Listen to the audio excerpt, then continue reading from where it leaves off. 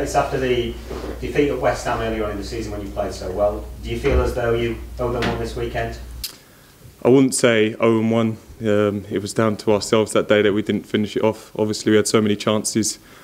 I think we hit the bar 3 times. I think Harry himself hit the bar twice. And I think on the day Harry had the most chances in the Premier League. So for a centre-half to have done that in a game and then we come away losing 1-0 was crazy. But it's one of those games where we could have been there for, I think, three 90 minutes and probably still wouldn't have scored. So we left that behind us.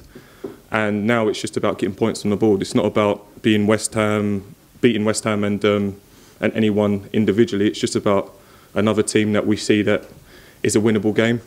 And hopefully we can get the 3 points, which will hopefully springboard us into the Middlesbrough game and hopefully get another 3 points, because as a few of the teams around us have shown at this level, the likes of the Bournemouths and the Swanseas, I know Swansea have slowly crept back into it, but back-to-back wins can propel you so far in this league, especially right down the bottom. So if we're able to do that this week, then it'd be massive. You mentioned the back-to-back home games there. Does this feel like it could be the biggest week of the season?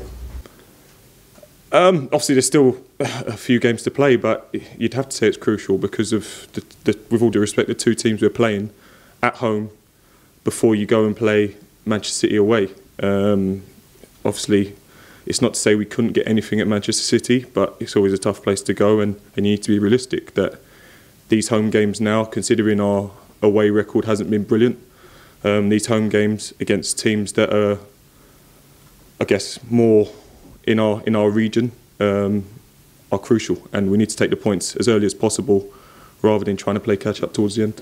Given the importance of the games, as players, do you feel added pressure going into these?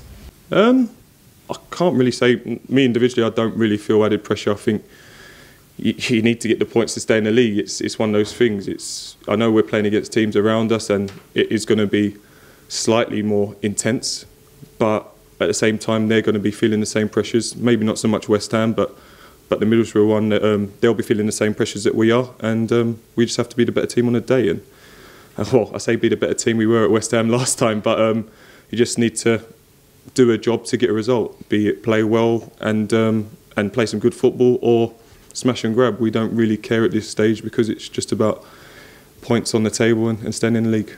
The return of Robert Snodgrass. Will he get a warm welcome? I'm not too sure. He will from us players. We obviously appreciate what he's done for us. We all like him as a lad. He's still close with a lot of us. So he'll get a warm welcome from us. I think the crowd might be a little bit mixed, obviously, to see him go in at January, being our top scorer and top assist maker. Losing 65% of your goals was hard to take. But ultimately, he allowed us to get some money in. We then signed a few more players and were able to facilitate a few loans. So he's moved on, we've moved on, and we wish him all the best. Have there been a few messages exchanged between Snodgrass and some of the players this week? Probably with Robbo. He's obviously away with Robbo for international, and I think they were pretty much inseparable as usual. So yeah, they've probably been having a little bit of banter, but yeah, it'll be nice to see him, but it'll be nice to see him not do so well. There was a lot made of the state of the pitch after the last game, the Swansea game. You've been here a long time now. Is that an issue? Is that something that's a problem for the players? It depends who you're playing. If you're playing Man City or Liverpool or Arsenal and they want to play sick football, a bad pitch can be in our favour. So I'm not going to complain about it. It works in your favour sometimes. Sometimes it works against you. But we've always known we share a stadium with a rugby team. The rugby season's up and running, so we've got no other choice but to play. And it's one of those things that sometimes you'll get lucky with it, sometimes you won't. We take it as it comes. It's always been the same situation. It's nothing new to us, and we just need to deal with the game on a day. And Marco Silva, the job that he's done, and this remarkable home record that he's got, you're unbeaten under him at home as well. I mean, what has he changed here? What is so special about him?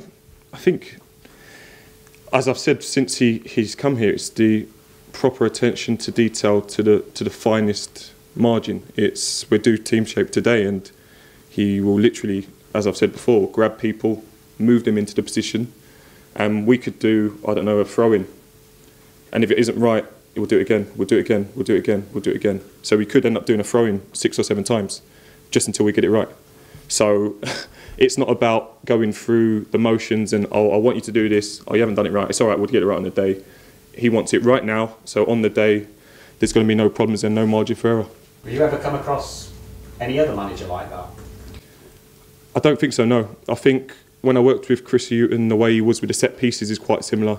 He was quite meticulous with how he wanted those done, but in terms of, like I say, a throw in the bottom corner or something simple like the right back having the ball and trying to get out to the other side, I've not come across anyone that literally will go through it as much as this, because, like I say, it's a Friday today and obviously we've only just come in, so it shows the attention to detail the manager has.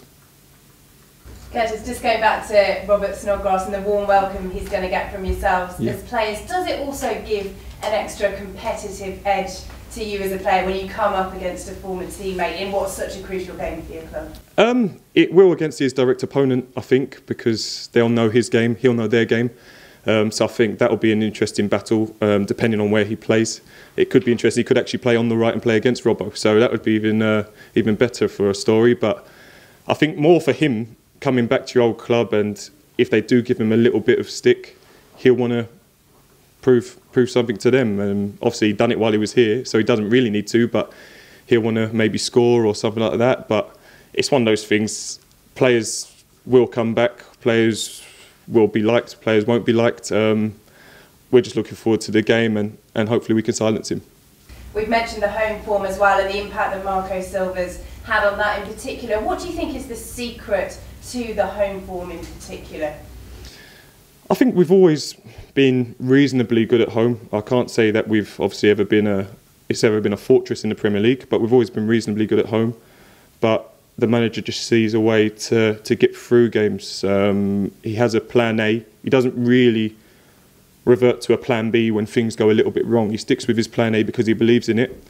And as the game goes on, if we are winning a game and we've got a lead, maybe he'll make a few tactical substitutions to bring obviously more defensive players into the game, or if we need to go for it, he'll, like any other manager, throw on a few attackers. But he sticks to what he's good at. He knows what he wants to do with the team, and I think that's probably the biggest credit to him, is that he doesn't really panic. And I think especially at home, when we've got the crowd behind us and people, like I say, as we've touched on, might not like the pitch, whereas we're used to it, it might be in our favour.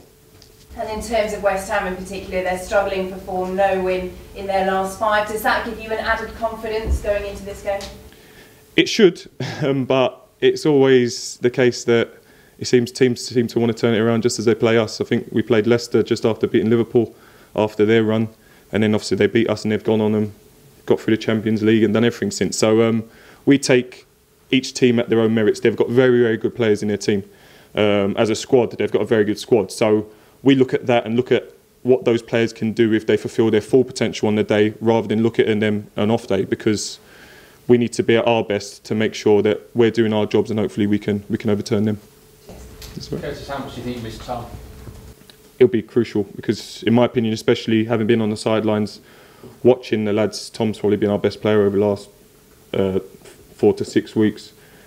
So to lose him, obviously, especially in a game where the game was dead, it's frustrating, but it's one of those things. You have to get on with it. We've got other players that are ready to come in. We've now got pretty much a fully fit squad to choose from. So it's going to be the case that if someone does come in, they're going to have to do a very good job to keep their place. And hopefully that competition for places will breed a little bit of fight in the squad, and that'll help us on the pitch come Saturday. Swansea Middlesbrough on Sunday. Who do you want to win in that one? What would be a good result for you? If we're able to beat West Ham, a draw would be a good result for us. That's the truth. If we can beat West Ham, we get 3 points. You step a little bit further away from Middlesbrough and then you catch up Swansea. So that's the realistic one. But I guess if you're looking at the other side, if we weren't to beat West Ham, maybe you'd want Middlesbrough to win, so it's all tight. You want it to be as congested as possible, so you've got the best chance of getting out. Because a couple of teams, like I say, the Palaces have stepped away a little bit. I know Palace have got a tough running, but they've stepped away a little bit, and when you're out of it, it's always a little bit easier than trying to climb out of it. So it'll be interesting, but to be honest, we can't affect that game. We just have to do our job, and hopefully whatever happens, we'll be in a good position. Okay. Curtis, knowing Robert so well, does it make it easier for you and fellow defenders that he's coming back here on Saturday? You know all about his game? It's like I said already, yeah, we do know about his game, but we know he's very good. So it's all good knowing about it. But if he gets a dead ball with a free kick, you can't stop that. You can't go out and charge at him or anything like that. So there's things that he's very good at. There's things that we might know he might be vulnerable for. But at the same time, he knows all of our games. So he'll be telling everyone, oh, keep Curtis on his left foot or whatever, or get Rob on his right foot. He'll be telling everyone all these little things that he wants to help his team with. So probably, if anything, he's in a stronger position than us. Was there someone in particular in training that used to sort of always get the better of him? You know? No, because Snoddy just used to go wherever he wanted in training. He used to play as a bit of a free role and try and enjoy and get into the game. So he didn't particularly play his role as he does on a match day. He played more freely. But yeah, I think, like I say, Robbo and that used to have a little bit of banter with him, and sometimes they'd be kicking each other in training because they are very close. But on the training pitch, used to fight a little bit. So maybe him, or I don't know if Elmo's ever really kicked him or anything like that. That's not like Elmo, but yeah, there's a few players that have wound him up a bit, but never really actually affected him too much. Can I just ask you about Snodgrass? Are you worried about his threat or not? You have to be. Like I say, he left his squad, and he was the one that pretty much, I wouldn't say carried us because we are a team, but his goals and his assists spoke for themselves. When you lose that much from a team, it's obviously going to be tough to take, but credit to the manager and the players that we've got in and that have stepped up and been able to fill that burden, yeah. But you have to respect a player that had done that much for your team. Regardless of whether he's done it or not, we all know he's a very good player. So even if he's had a bit of a bad time over the last couple of games, I don't really know, but you know he's got quality that when he turns it on and he does turn up, he could be a very effective player. And do you feel you've missed him as a team? I think you'd have to say yeah. I wouldn't say that anyone that's come in hasn't helped us, of course not. But again, you're going back to the sheer stats and the way that Snodgrass was playing when he left. He was a key player for us, as was Jake. So to say that we don't miss them would be a lie.